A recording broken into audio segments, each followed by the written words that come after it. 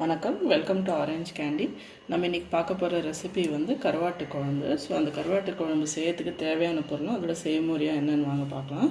இங்கே வந்து நான் வந்து வாழை கருவாடு எடுத்திருக்கேன். இது வந்து நல்லா தண்ணியில் ஊற வச்சு கழுவிருக்கேன். கருவாட்டில் யூஸ்வலி வந்து நிறைய உப்பு போட்டு அதை ப்ரிசர்வ் பண்ணி வச்சுருப்பாங்க, அப்போ தான் அது கெடாமல் இருக்கும். ஸோ நம்ம வந்து டைரெக்ட்லி அப்படியே போட்டோம்னா அது மேலே லேசாக மண் இருக்கலாம், அப்புறம் உப்பு அதிகமாக இருக்கும்.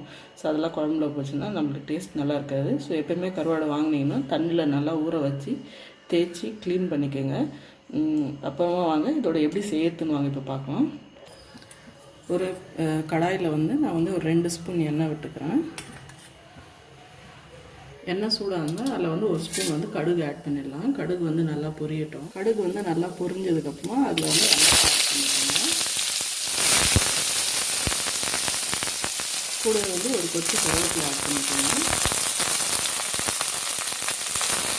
வெங்காயம் வந்து நல்லா வதங்குற வரைக்கும் கலரி விடணும்.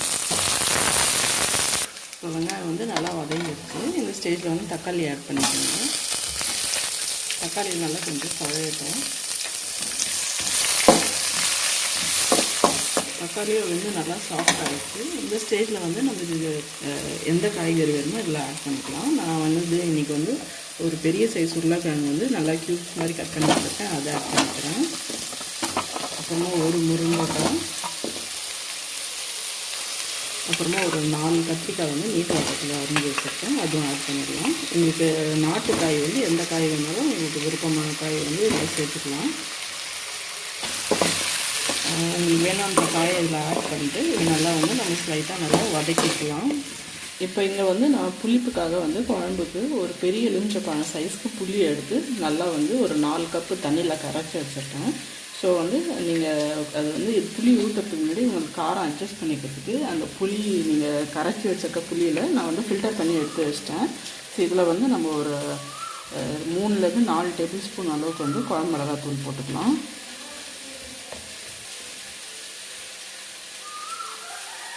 இது வந்து மிளகாத்தூள் போட்டு பார்த்துட்டு நீங்கள் நல்லா கலந்து விட்டுட்டு நீங்கள் வேணால் கொஞ்சம் டேஸ்ட் கூட பண்ணி பார்க்கலாம், உங்களுக்கு புளிப்பு காரம் வந்து கரெக்டாக இருக்கான்னு.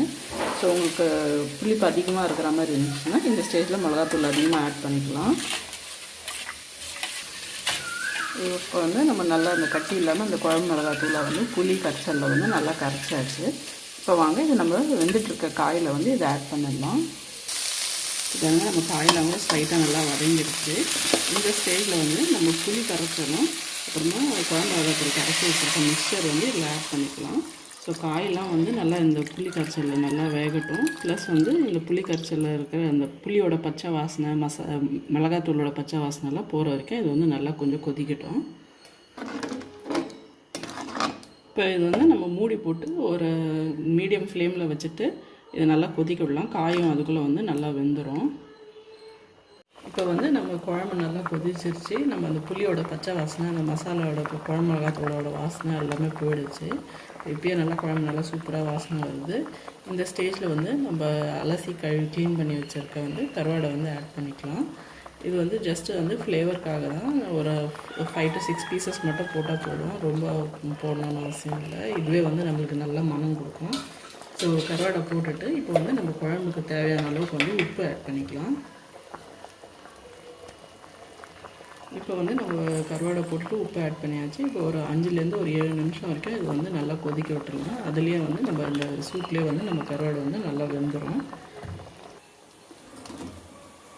இப்போ பாருங்கள், நம்ம கருவாட்டு குழம்பு நல்லா ரெடி ஆகிடுச்சு. ஒரு 5 நிமிஷம் நல்லா கொதிக்க விட்டோம். கருவாடெலாம் நல்லா வெந்துருச்சு. ஸோ குழம்பு நல்லா கெட்டியாகிடுச்சு. வாங்க இது வந்து நம்ம இப்போ சர்வ் பண்ணிடலாம். இப்போ பாருங்கள், நம்மளுக்கு சூப்பரான மணமான கருவாட்டு குழம்பு ரெடி. நான் கண்டிப்பாக இந்த ரெசிபி ட்ரை பண்ணி பாருங்கள், உங்களுக்கும் பிடிக்கும்னு நினைக்கிறேன். ட்ரை பண்ணி பார்த்துட்டு எப்படி இருந்துச்சுன்னு வந்து கமெண்ட் செக்ஷனில் சொல்லுங்கள். அப்புறம் இந்த வீடியோ உங்களுக்கு பிடிச்சிருந்தால் லைக் பண்ணுங்கள், ஷேர் பண்ணுங்கள். அப்புறம் மறக்காமல் எங்கள் சேனல் ஆரஞ்ச் கேண்டிக்கு சப்ஸ்கிரைப் பண்ணுங்கள். நன்றி, வணக்கம்.